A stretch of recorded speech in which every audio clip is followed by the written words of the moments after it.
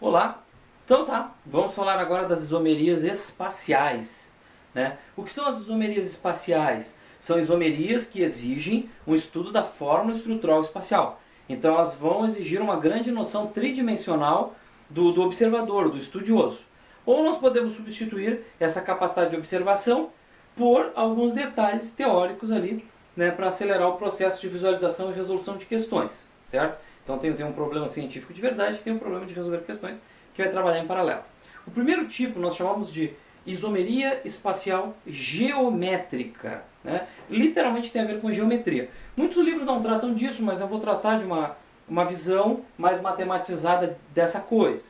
Então é o seguinte, vocês podem ter aqui, ó, planos de travamento rotacional.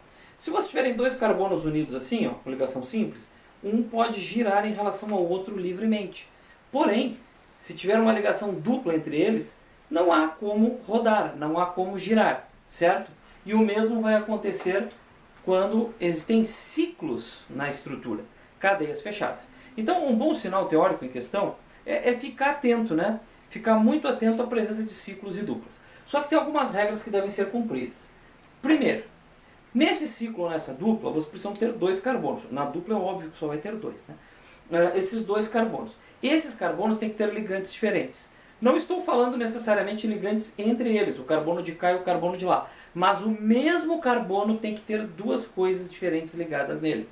Não estou falando do primeiro átomo que liga nele, estou falando do conjunto todo. Certo? Segunda regra, tá? Como é que a gente classifica isso?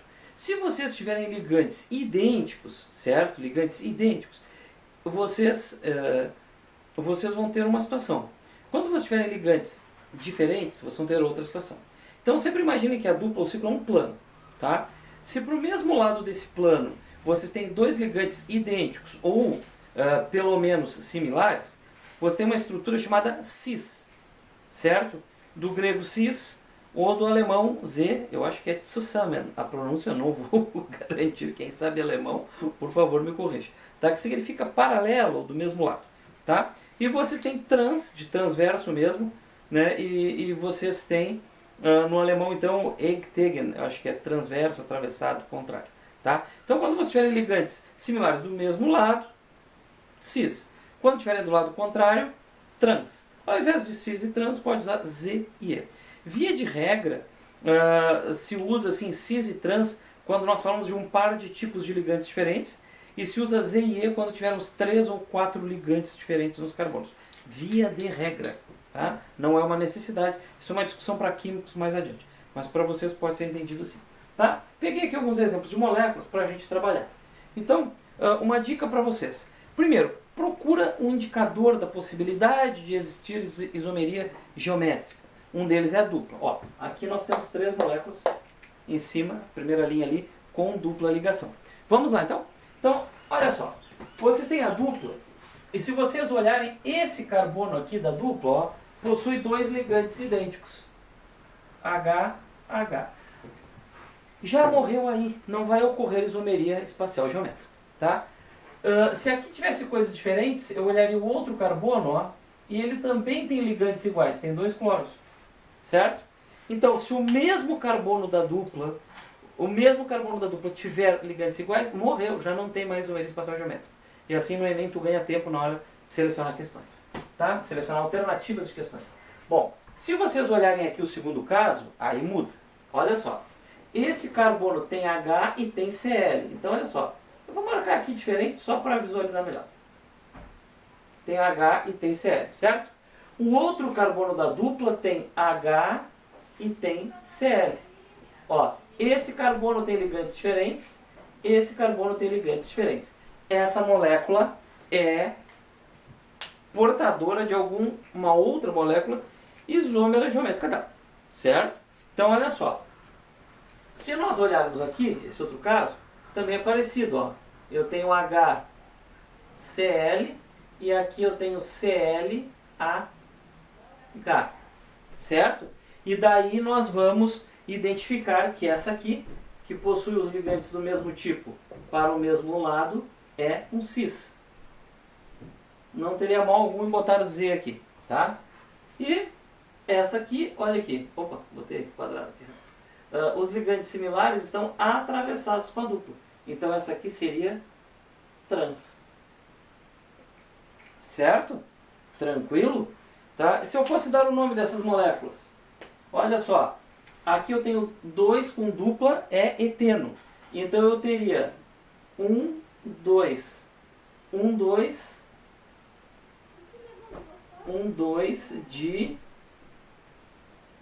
cloro eteno. E aqui vocês vão ter a mesma coisa. O trans 1, 2 de cloro eteno. Certo? Então a nomenclatura não consegue diferenciar elas. Nós precisamos colocar o cis e o trans no nome para saber de quem nós estamos falando. Tá? E elas vão ter reatividades químicas diferentes. Uma curiosidade para vocês, curiosidade não, uma propriedade para vocês, é que via de regra o cis é mais polar que o trans, porque aqueles grupos polarizadores vão ficar para o mesmo lado, né? E no trans eles vão ficar atravessados, né? O que deixa mais homogênea a distribuição de polaridade, né? Então o trans tem uma tendência a ser menos polar do que o cis. Tá? Em termos de estabilidade química contra reações, o trans tem mais estabilidade química do que o cis. O cis é mais reativo. Então o cis é mais reativo e é mais polar. O trans é menos polar e menos reativo. Tá? O trans tem mais estabilidade.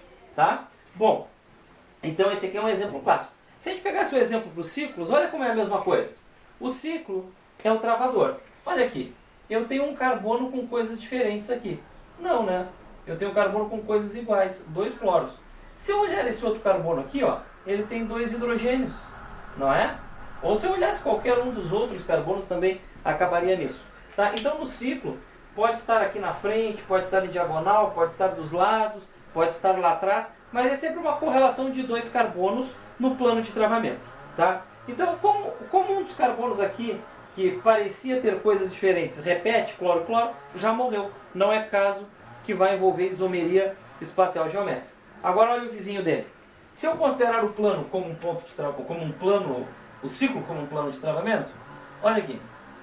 Eu vou ter os hidrogênios para um lado e os cloros para o outro. Então, eu tenho um paralelismo aqui, ó. Tá? Hidrogênios para cima, cloro para baixo. Os semelhantes estão para o mesmo lado. Então esse aqui seria um cis. Certo? E esse outro aqui do lado, se vocês olharem o contrário, ó. A gente colocando o H aqui fica bem nítido, ó. Fica bem nítido, ó. Olha aqui. Tá? Ó. Os semelhantes estão atravessados no plano. Então aqui você tem o trans. Certo? Então olha só. Se nós fôssemos dar um nome aqui, vocês teriam 1, 2, aqui também 1, 2 de cloro ciclobutano. Então vamos colocar aqui 1, 2 de cloro ciclobutano. E aqui também 1, 2 de cloro ciclobutano.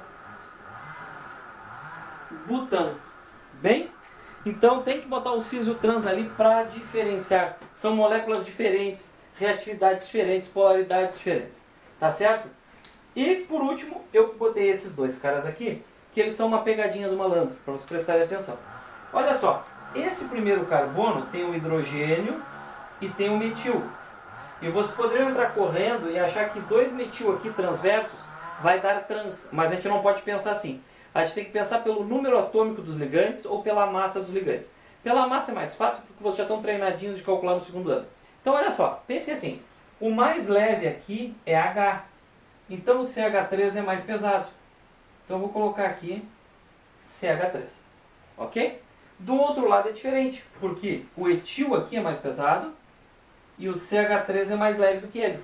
Então eu posso dizer que os dois mais leves e os dois mais pesados estão cada grupo para um lado do plano da dupla. Então, na verdade, esse aqui é o cis.